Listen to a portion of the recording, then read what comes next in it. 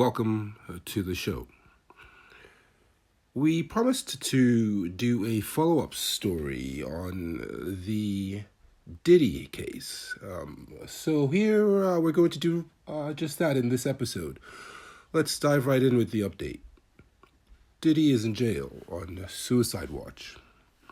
Inside his life behind bars.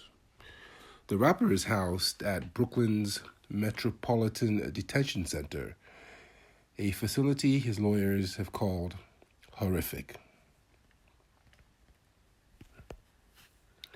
On the morning of Friday, September 20, Sean Diddy Combs, now known by the Bureau of Prisons as register number 37452-054, was served at 6 a.m. breakfast of cereal, fruit, and a breakfast cake. That was served at 6 a.m. The previous day, multiple sources confirmed first to people that Combs had been placed on suicide watch at Brooklyn's Metropolitan Detention Center in the first days of his incarceration on racketeering and sex crime charges. He's pled not guilty to the charges. That's how he is pleaded. His lawyers tell People magazine he is strong, healthy, and focused on his defense, adding in a statement Friday he is committed to fighting this case and has full confidence in both his legal team and the truth. Representing the singer, Mark Agnifilo and Teniar Garagos wrote in a bail proposal rejected by two Manhattan judges earlier this week that the Brooklyn facility is not fit for pretrial detention, calling the conditions there horrific. Cameron Lindsay, a retired warden of MDC Brooklyn and an expert witness in corrections, tells People the rapper has a long road ahead at the Brooklyn facility. His huge celebrity status and the allegations of violence against women make him a very attractive target for assault, Lindsay says. And in the subculture, in the world of jails and prisons, to deliver a hit on somebody like him would be considered a badge of honor.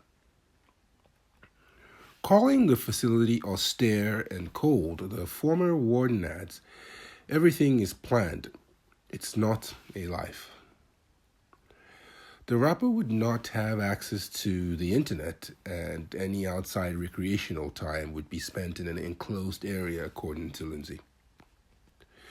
The new surroundings appears to represent a stark shift from the music mogul's longtime celebrity life, complete with a $48 million residence and his own personal plane, which his lawyers told the court at his Tuesday, September 17 arraignment he has been trying to sell.